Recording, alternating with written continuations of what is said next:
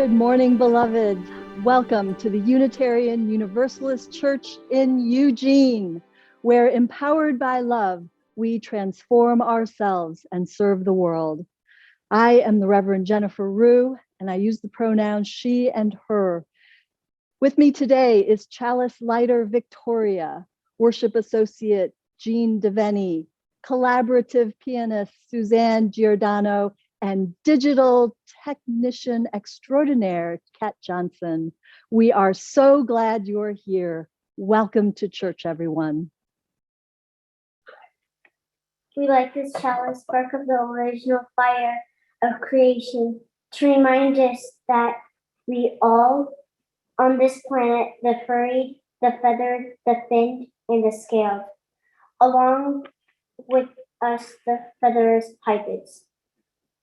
We are all made of the same star stuff and all share a common destiny. We all share the same hopes of a life free from harm and suffering, and the same aspirations of happiness, love, and flourishing.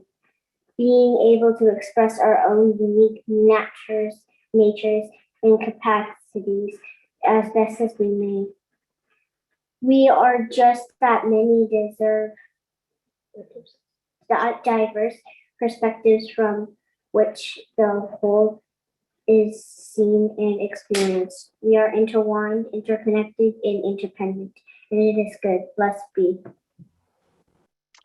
So I've been here a whole week, surrounded by the beauty of this sanctuary, inhaling the fresh air and the smells of spring, steeped in your stories and in your generosity and kindness. I've had a great time here and I can't wait to come back. That's assuming that the vote goes in the right direction. I admit that I was kind of nervous coming here. I wondered if you would accept me, welcome me. I wondered a little bit if you would find me too exotic or too different. I worried, should I play down my Korean heritage so I could fit in better? These are the things we wonder, we who are not the typical Unitarian Universalist, we who have occupied the margins of this faith for too long. What will it take for people to roll through those doors not wondering, where they sense such a wide embrace that no matter how they show up, they'd never worry if they'll fit in? Come, let us keep widening this circle to all who seek its embrace. Come, let us worship together. Wherever you are at this moment, whatever you're doing, I invite you to find a posture that allows for a few minutes of relaxed breathing. When I breathe in peace. When I breathe out love. Love first to myself, because I am the good that has come forward. When I breathe in peace. When I breathe out love. Love to my closest family and friends. Love to people I know and care about. Love to those in my city. Love to those in my nation. Love to all who inhabit this pale blue dot. When I breathe in peace. When I breathe out love.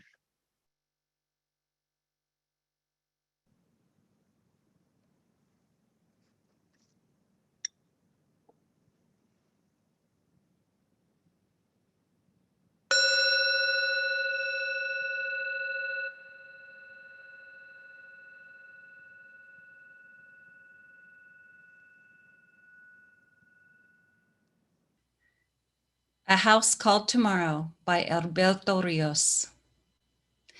You are not 15 or 12 or 17. You are 100 wild centuries and 15, bringing with you in every breath and in every step, everyone who has come before you, all the yous that you have been, the mothers of your mother, the fathers of your father. If someone in your family tree was trouble, 100 were not.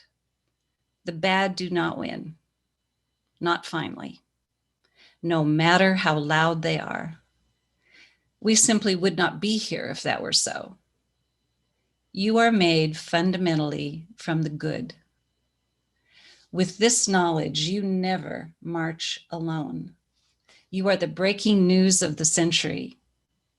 You are the good who has come forward. Through it all, even if so many days feel otherwise. But think, when you as a child learn to speak, it's not that you didn't know words. It's that from the centuries, you knew so many. And it's hard to choose the words that will be your own. From these centuries, we human beings bring with us the simple solutions and songs, the river bridges and star charts and song harmonies, all in service to a simple idea that we can make a house called tomorrow. What we bring finally into the new day, every day, is ourselves. That's all we need to start. That's everything we require to keep going. Look back only for as long as you must, then go forward into the history you will make. Be good, then better. Write books, cure disease, make us proud, make yourself proud. And those who came before you, when you hear thunder, hear it as their applause. In the same year that 42 Eugenians were signing the charter to organize this church, my grandparents were in Korea watching the Japanese army invade their country. The year was 1910. I like to think about things like this, like how the forces of life bring far-flung people together in all kinds of unexpected ways. I wonder if those 42 founding Unitarians could have imagined that within 7 generations, a Korean-born woman would be preaching from this pulpit. Do you know where your ancestors were in 1910? I bet some of you do. I'd love to hear those stories. Do you think they could have imagined you? Do you think they could have imagined you here, worshiping with people once referred to as infidels, as insults to decency and children of anarchy? I don't know. They may not have been able to imagine us, but look at us now. We're here. I think about all the things that they must have endured: economic collapse, wars, chaos, conflict, animosity from neighbors, and yet they survived. Because of their striving, we are here. Because of their courage and persistence of hope, we are here. We are the good who have come forward. And in the case of the Unitarian Universalist faith, its good has also come forward. Otherwise, there may not have been a place for me, and there may not have been a place for some of you. Today, our faith is more diverse than it has ever been. Now, having the largest numbers of religious professionals claiming identities from historically marginalized groups. Over time, Unitarian Universalism opened doors, removed barriers, and is living more fully into the vision of that wider circle. And yet, while we haven't seen the sharp declines in membership that many mainline churches have, we have hardly grown since the consolidation of Unitarians and Universalists in 1961. That's the time period when Americans started dropping out of church. And in the last 10 years or so, it seems like that decline has only gotten steeper. There were already plenty of reasons to distrust religion, starting with the aftermath of 2 world wars, genocide, clergy abuse, millionaire ministers. And given the rise of scientific discovery, as well as openness to all kinds of new ideas, it's not surprising to see the loss of religious affiliation, especially among the youngest of us. But you know, something else has happened that has sent millions rushing for the exit doors. It's the meshing of politics and a certain brand of Christianity. Some of you may know that there's a tradition in the US Congress where a chaplain is invited to give the opening prayer. One year, many years ago, the Senate invited Rajan Zed to give the first Hindu prayer ever offered. Mr. Zed entered the chambers wearing a traditional red mark on his forehead, a tilaka. He wore mala beads and a saffron-colored clothing. As he began his prayer, he was interrupted by one senator after another. One senator held up a Bible shouting, "Forgive us, Father, for allowing the prayer of the wicked, which is an abomination in your sight." And after that senator was escorted out of chambers by the sergeant at arms, another senator shouted, "Jesus is the way, the truth, and the life." And as she was escorted out, her daughter yelled from the galley, "Father, forgive us for betraying your son." Finally, order was restored and Mr. Zed was allowed to continue. Now, although this happened several years ago, really it could have been yesterday. Christian nationalists believe that the United States was created by God for Christians, and they're using the power of political office to advance their cause. Today, according to the Human Rights Campaign, over 250 anti-LGBTQ bills have been introduced in 30 states, and many of them target trans youth and their ability to access medical care. I totally understand why so many people dislike religion and equate the word church with closed-minded people. I mean, I was one of those teenagers who left church for these reasons. Now, it wasn't just that I didn't believe in the divinity of Jesus or that I couldn't reconcile a loving God with the notion of eternal damnation. Most of all, I was really tired of the hypocrisy. Church people preached love on Sunday, but were back to gossiping and lying and selfishness on Monday. But as I matured, I realized this isn't always hypocrisy. We all aspire to match our actions to our words, our deeds to our thoughts. We want to live in a way that reflects our highest aspirations. But we're human beings, and we often miss the mark. I guess it goes without saying that I believe in religion. I'm an institutionalist. You know, if there ever came a day when one day all the churches went away, if all the mosques, synagogues, temples, houses of prayer, kingdom halls all vanished, you know what? They would all come back. Because religion is an invention of humankind for a very human need.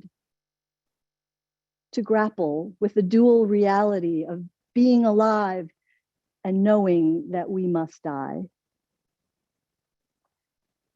Now, when all those religions come back, some would inevitably flock to a charismatic leader who teaches that there is one way to one truth. And then there would be others who would be attracted by a message of happiness, prosperity, success. And I do believe there would inevitably be a group of free thinkers that would put up a sign that says, all of who you are is sacred. All of who you are is welcome. When Unitarian Universalists grapple with that dual reality of being alive and knowing that we will die, we focus not on the otherworldly rewards, but on our sacred relationships in the here and in the now. We focus on how best to live together in peace, to live the fullest, largest possible life of service, to uncover heaven right here in the beauty of this world, and to understand that there is no separation. As Victoria said earlier, we are intertwined, interconnected, and interdependent, and it is good. I believe in the good that religious institutions can do for a community. Now, even though this place, it's technically private property, but its walls are permeable. There are lots of doors here. We're stewards of a third place that is neither home nor work. It is a space in the middle that encourages social connection across human-made difference for the benefit of all. This is also a place that's open to the public. And this church often becomes a gathering place in the aftermath of tragedy. Some of you came here for the first time after 9/11 to find solace among your friends and neighbors.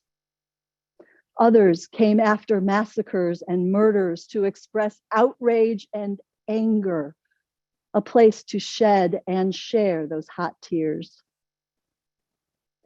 I'm imagining a time when we can invite neighbors for some sort of community remembrance of this past year, where we can share stories of what we've all experienced through the pandemic. I know you're eager to come back. Just know that there are people actively working to make a plan for that to happen.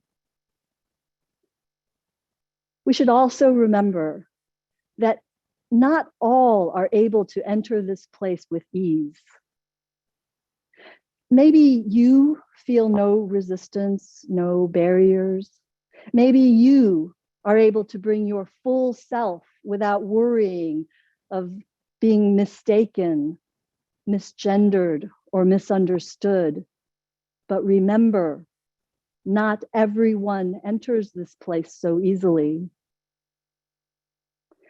There's a story in the recent Commission on Institutional Change report from our national association about a woman who is Black. She visits a UU congregation in her town, and the greeter or usher there assumes that she has mistakenly entered the wrong building and proceeds to help her to find the correct place.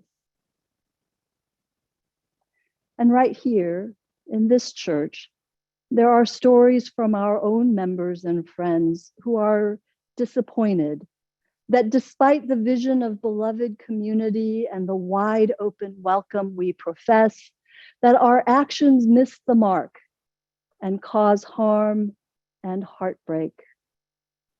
I say our actions because I know that I have to keep working on my stuff too. Because even though I'm a person of color, I have issues. I have issues of internalized racism that I'm still working through. And I breathe this air. And this air is infused with bias and normative assumptions. This week, I've gotten to spend time with a lot of you. And you told me, this is who we are. This is where we've been. This is who we know we can be. I've been so impressed by all the things that you are doing and have been doing even through the pandemic. You know, some things in church are a matter of preference and interest, right? And I think it's really important to have a lot of different ways for people to connect. So whether that's helping to take care of the kitchen or the gardens, sewing or knitting, working with the children, singing in the choir, or cooking food for others, all these different options mean that people can choose how they engage with this community based on their interests and their gifts. And this is a very good thing. But the 8th Principle Project is not one of those things. Our vow to accountably dismantle racism and other oppressions in ourselves and in our institution is not something you choose or not choose according to your preference or interests. It is who we are, and it is who we are becoming. This moment in the life of UUCE, the Unitarian Universalists in Eugene, and the larger Unitarian Universalist Association, this moment is the inevitable result of a liberal faith brought forward. Now, when I use the word liberal here, it has nothing to do with politics. A liberal faith, a free faith such as ours, is one that holds the book of Revelation open so that in every generation we learn, we change, we grow, we expand. This is what Unitarian Universalism is, a faith brought forward through the generations by the falling away of barriers and the falling away of walls, so that we may find ourselves humans of every expression, humans of every kind of embodiment, gathered to praise the gift of life, to love and support one another, and to regard one and all as blessed, as holy and sacred. May this be so. Amen, Ashe, and blessed be. And now I invite you to use the chat to type in the joys and sorrows that you are holding in your hearts that you'd like to share with the community. As the Sufi mystic Rumi once said, there are 1,000 ways to kneel and kiss the ground. And so in whatever way you pray and you give glory to the life that holds you up, let us pray. O gracious and loving Spirit of life, today our hearts are full of everything.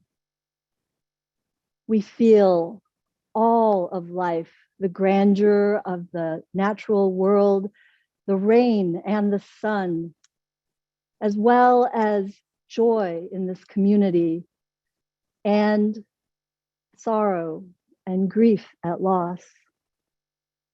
Today, we want to especially lift up those who have passed away and those who are mourning their loss. We hear that there was a neighbor, Ivory McEwen, who died homeless just a few blocks from here. We want to lift up all those who often die forgotten and alone. O Spirit of life, this time of year is full of renewal and hope and promise and rebirth. We're in the middle of Ramadan. This is the time of Beltane. This is the time of fresh flowers. And so we reach out to you for comfort. We reach out to you to ease our sorrows and our pain. And we are so thankful for this gathered community. May we all be well, and may we all do well for each other. Amen.